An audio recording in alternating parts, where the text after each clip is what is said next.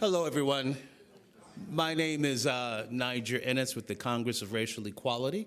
It's good to see you all. Every time I come to CPAC, I get reinvigorated. I realize why it is I work so hard doing the things that I do. So I thank you all for coming here today.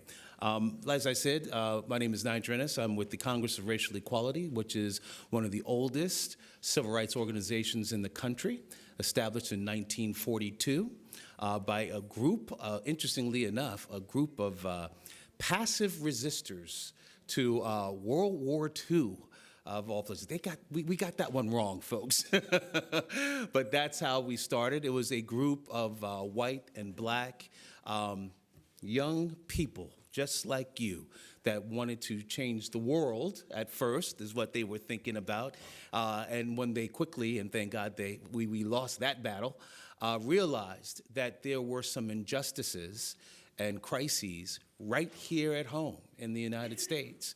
And that being the issue, of course, of segregation, what they call de jure, or of law segregation in the South and other parts of the country, and de facto segregation in the North. So whereas there weren't local laws on the books promoting segregation, there were practices and the realities of segregation were at place. And so Congress of Racial Equality was one of the big civil rights organizations, along with, of course, the NAACP and the Urban League and SNCC, SCLC, which was Dr. Martin Luther King's organization, that helped win the Civil Rights Revolution.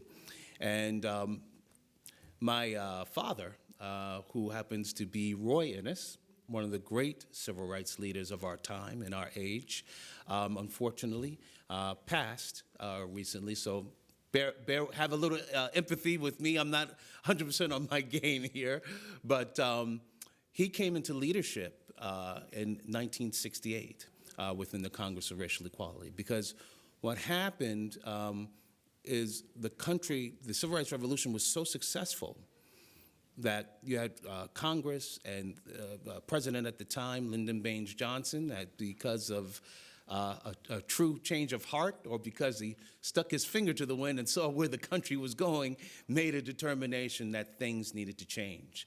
I remember my father saying this to me years ago, that, in his young days, at first he did not believe that the country was truly going to change. He had come to the country back in 1942, around 1942, 1943, came from St. Croix, the Virgin Islands, and lived in Harlem. And he just didn't believe things were going to change. But he saw that when a Southerner that had come from Texas and had grown up in segregation and been a part of the segregated power, actually went before the nation and said, "We shall overcome," which was a statement that he borrowed from the Great Civil Rights Revolution. He said, wow, the country is going to change. And it was at that point that he started to realize that, just as the original core founders realized that they lost the battle overseas, but that there were some local, here-at-home problems and injustices that needed to be addressed, he realized that within the black community, that there were problems in Harlem, that there were problems that were irrespective of racism, irrespective of, well, not irrespective, but let's say that racism alone, ending racism alone, would not solve those problems. Problems such as bad negative self-image, problems of economic development, which is a very long-winded way of me getting to the point of this panel today. It's at that time that he shifted core in a let's say, a different direction with a similar mission, which is promoting racial equality. I think he would add equality of opportunity. And one of the things that he really promoted early in his career in leadership was economic development at home and economic development locally. And what he believed is that even if a policy, a government policy, was something that was thought to be for the better of the people that it was intended for, like minimum wage, that you have unintended consequences. And that while minimum wage might sound good, it might sound sexy. The unintended consequences are that it's going to stifle small business development. It's going to stifle or prevent entrepreneurship, economic opportunity, and creating the very type of economic development and prosperity that he wanted in the first place, and that I'm sure many others wanted in the first place. I remember, I'm gonna end. Now, you know, do you know that I said to him, I'm not going to carry this panel. Please take it. But of course, once you get started, you just can't stop. But very quickly, and to wrap it up, my portion, the unintended consequences of having something like the minimum wage is that it could, as I said before, it could stifle the very type of economic development and growth that you're fighting for in the first place. And so I think the Brits have a wonderful saying. They call it penny wise and pound foolish. And it is a penny wise and pound foolish reason and rationale. And John, with a little less poetry and a lot more hard fact and data, it's my pleasure to actually introduce John C. Mozena of the Mackinac Center, which is one of the most important free market think tanks in Michigan, a critical state and critical city in the state. I say that not because of any other bias than that we have to change attitudes in urban centers across this country. Just like our president said throughout the campaign, not only throughout the campaign, but on Inauguration Day, he says as often as possible, and as we can see with the way he's operating, he is a man who does what he says he's going to do, or at least try darn hard to do it. But he's not alone. Speaker Ryan has been concerned about inner cities development. He comes from the Jack Kemp School, and Jack Kemp is, in Black Republican circles, Jack Kemp is a saint. And he has had a vision of Jack Kemp and his son now, Jimmy Kemp, have continued a tradition and a vision and the importance of specifically targeting inner cities, and I would add rural communities for economic development and prosperity. And policies like the minimum wage, which John will talk about with a little more detail, actually crush and hurt the very people that it is intended to help. Mark Cuban was on O'Reilly the other night, the O'Reilly Factor, or the Factor, and he was talking about President Trump having it wrong, and he's going to run against him in 4 years. He said, he's got it wrong. He's dumb. He doesn't know what he's talking about. We're moving towards, you can't bring back manufacturing jobs. We're not going there. We're going to, essentially what he said, and he was a little more smooth, but he essentially said, we're going to be replaced by machines, that human beings are going to be replaced by machines. Now, I'm not one of the individuals that believes that government should be in the business of stopping natural economic evolution. So if market forces determine that it is cheaper for a small business to use a machine, we see it all the time. We all came here from different parts of the country by plane. You go to a kiosk. Okay, so whereas that was a job, that might be 2 or 3 jobs of a human being. But that's natural market forces taking place. But what Mr. Cuban said, and the way he said it, it sounded like he wanted to make that happen, not through market forces, but through his own genius and brilliance that somehow God just gave him the right to just say automatically that we're going to make this take place, and we're going to make this take place tomorrow. It is and look, his heart may be in the right place. I think he's got the wrong decision, particularly for those that we're all trying to help. So with that, John, thank you for being a partner in this, and forgive me for going against what I asked to do. John Mozena, please. Thank you all. It gets a lot less eloquent here. Thank you, Niger. I am John Mozena. I'm the Vice President for Marketing and Communications at the Mackinac Center for Public Policy in Michigan. Quick show of hands, who here has ever made minimum wage in your life? Who here still makes minimum wage? It gets better.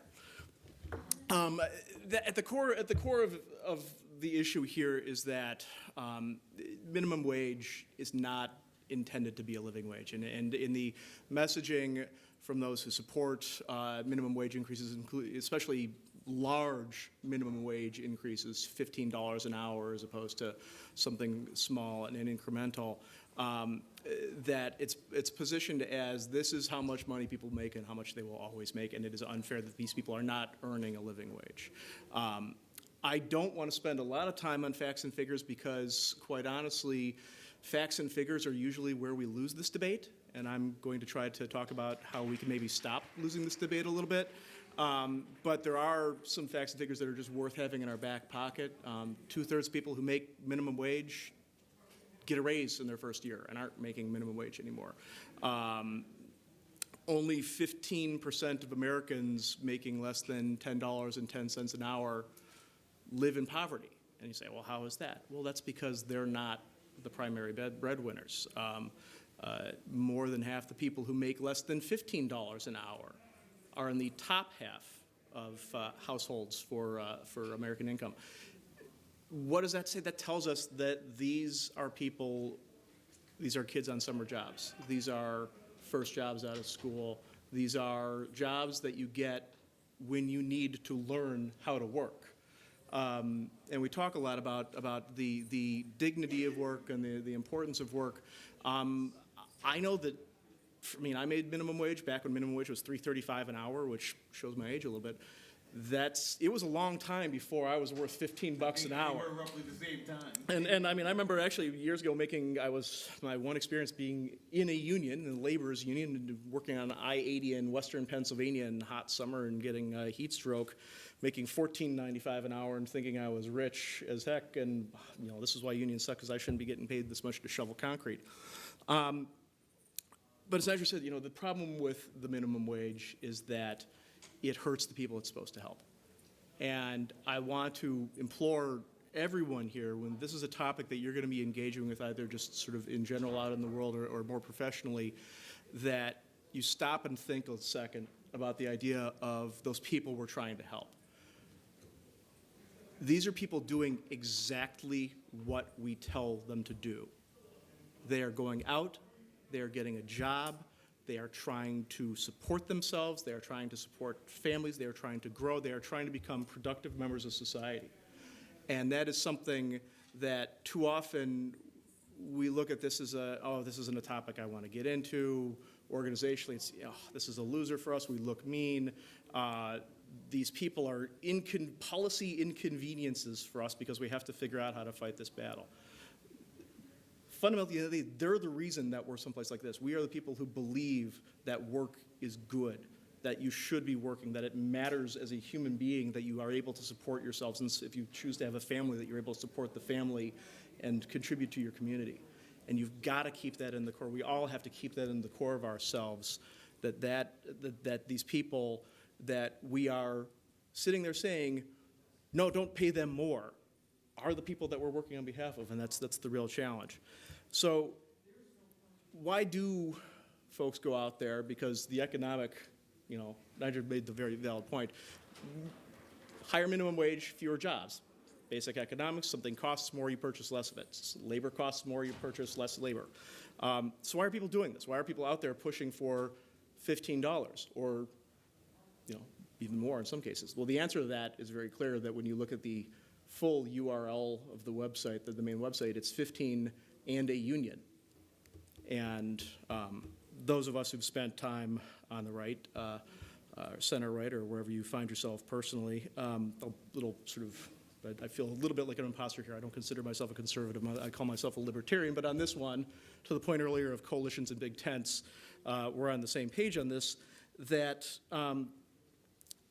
this is one of the places where the union's workers and the union leadership are on different sides, and that is the way it quite often is. And that's at the Mackinac Center, we spend a fair amount of time reminding workers that the union leadership is not their friend. It is not often working on their behalf.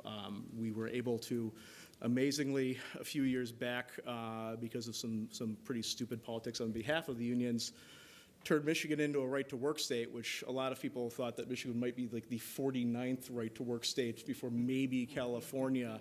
We actually, just this year hit with the addition. Here's a fun thing. How many people here realize that since the election, we've had 2 new states go right-to-work? Yeah. I didn't know that. Missouri and Kentucky. And unfortunately, New Hampshire didn't pull it off, but Missouri and Kentucky, and it's just, I mean, it is moving onward, and it's happening because, for the same reason that you see in the election, a lot of union workers voting for Donald Trump and Mike Pence, that they realized that the sort of standard union vote Democrat didn't necessarily work for their lives. It didn't work for their interests the way that they meant. And so that same electoral movement of the workers pulling themselves out of the union lockstep is the same thing that works here, because these situations are a situation where the union wants a $15 minimum wage. But in a lot of these cases where there are large minimum wage increases, the sneaky little secret is that the unions, who, you know, if it's a town, usually a town, that's liberal enough to write in a large minimum wage increase, the unions write in a union clause where if there is a existing union contract or a new union contract, the minimum wage doesn't apply. So you've got a town, they come in with a, say, $12 minimum wage or something like that. If there's someplace that the union rate is $11 or $10.50 or something like that, the employer doesn't have to pay the $12 or $15, whatever minimum wage, they pay the union rate. The union just became the low-cost option for employers. And that has happened. That happened in San Francisco, where hotel workers, under, I believe it was the Unite here, all of a sudden hotel workers, they became, the unionized hotel workers became the low-cost option. The workers were all excited. They thought they were going to be getting wage increases. They didn't get wage increases. What they started doing instead was paying dues to the union, because the union organized them, because the hotel owners are like, well, we'd rather pay you less and have a union than pay you more and not have to deal with the hassles of a union. The challenge that we face, again, is that we've got this amorphous enemy. It's not always clear who the bad guys are in this, and a lot of times, in fact, it's people on our side who look at this and say, well, we like the idea of paying people more. Like, paying people more is a good thing. These are folks who are working, they're hard workers. You know, you shake somebody's hand who's making minimum wage, it's usually not a soft, hand like mine. It's somebody's got a callus on their hand. They're working for a living. And in fact, in Michigan, I mean, I feel almost like sitting up here talking about how to fight these. In Michigan, before I joined the Mackinac Center, but back in 2014, the Republicans rolled so quickly on the minimum wage, there wasn't even a chance to put up a fight. It's going up to, was it $9.25 by the end of next year, and then it's going to be linked to Consumer Price Index. It's a fight that too many on the right don't want to fight because it looks bad, and it's a fight where too many people sort of go, well, I like the idea of people who are working getting paid more. But to Roy's point, this is a situation where the economics doesn't work, and it hurts employment. It hurts. And here's a phrase that I want to share with all you, because we talk about messages and everything, and I'm a firm believer in saying the things that we mean and saying the things that we believe, because it's too easy to tell when somebody's saying something they don't believe. I think this is a phrase we believe, and it has the added benefit of testing really well. The marketing guy talks about testing phrases, testing very well on the right and the left.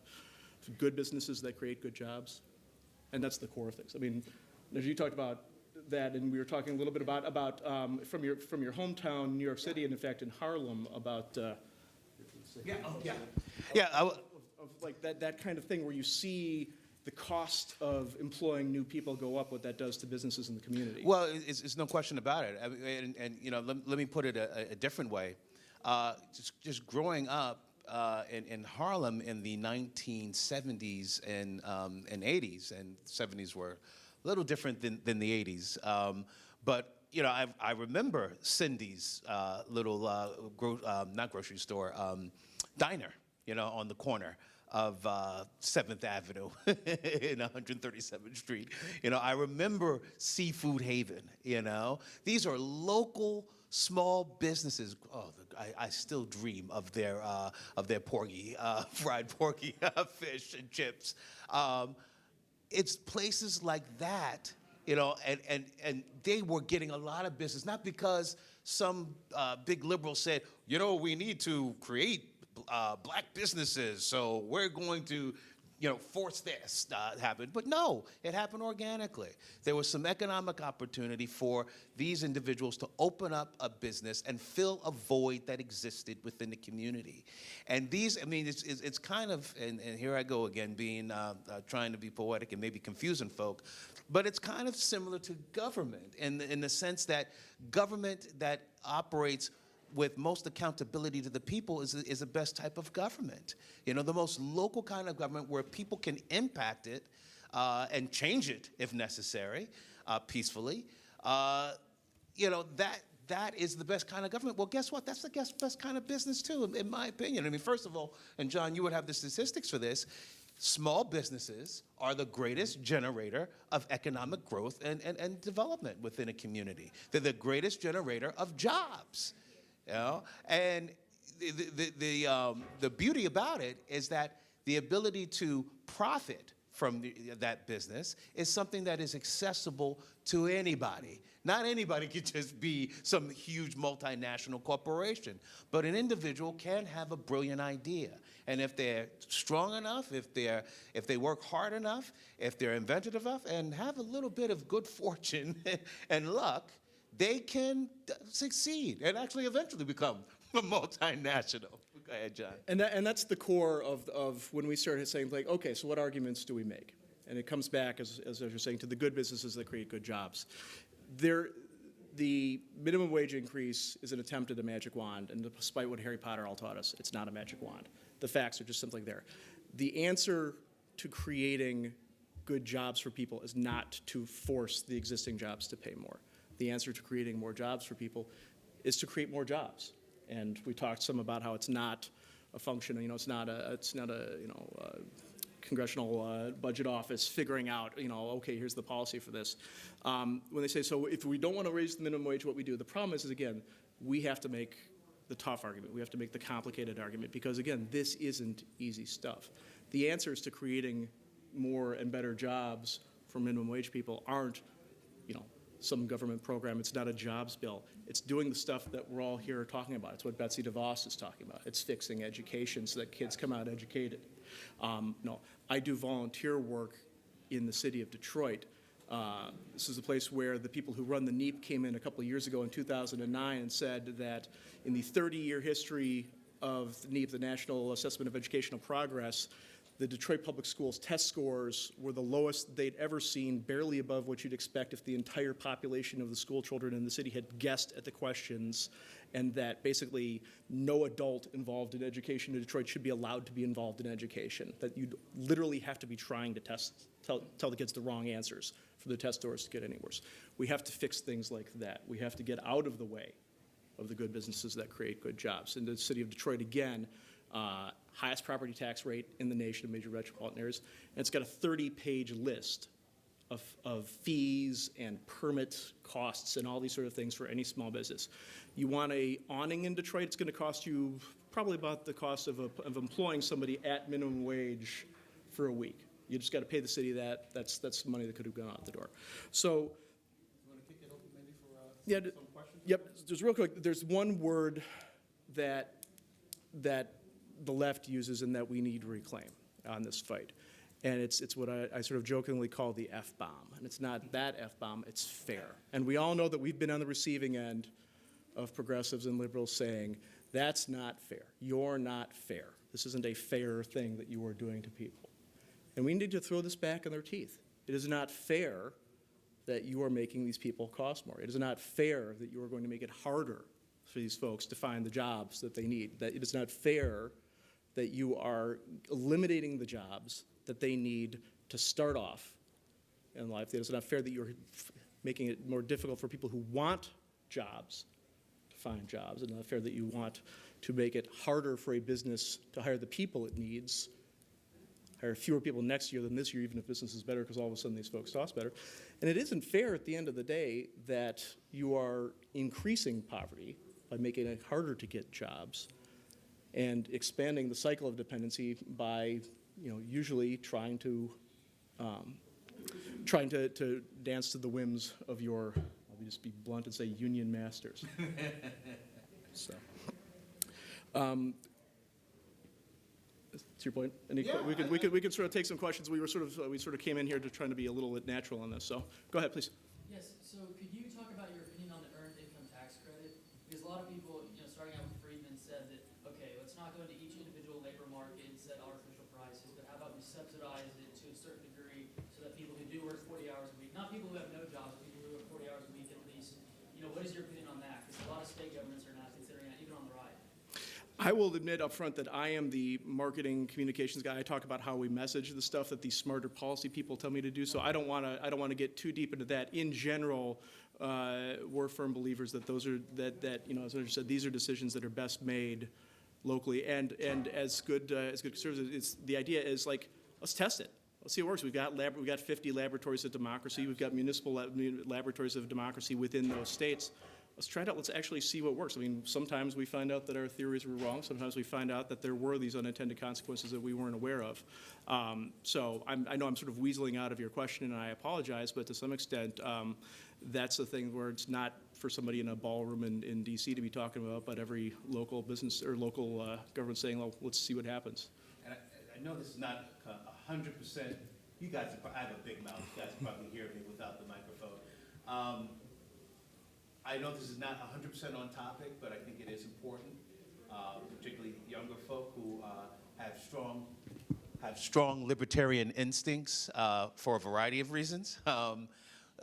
It's important that we have 50 experiments, and I believe was it Ben Franklin?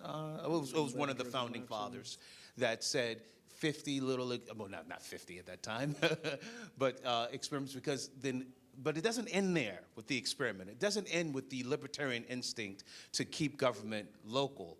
It's recognizing when an experiment doesn't work and not trying it again and again and again. Just the other day, you guys might have seen my ugly mug on Sean Hannity show a couple of times. Just the other day, I was getting ready to tape it, and I was shocked because right across the street from the studio where I go, I see a bunch of folk just hanging around, and they're just hanging around and they're smoking cigarettes and whatever. And I'm like, and a couple of folk were concerned about it, and so I just went over and I said, "Hi guys, what?" They actually had tags, and it certainly was not for a CPAC conference. And what it was, who can guess what the tag said? Huh? No, I wish they were construction workers. No, medical marijuana, which we had just passed in my state of Nevada. And, now why folk are congregating together for medical reasons seems to be a little bit bizarre and strange to me. It seems like it's a little bit more of recreation than it was medical. It wasn't group therapy. Group therapy, that's right. I think we got to cut.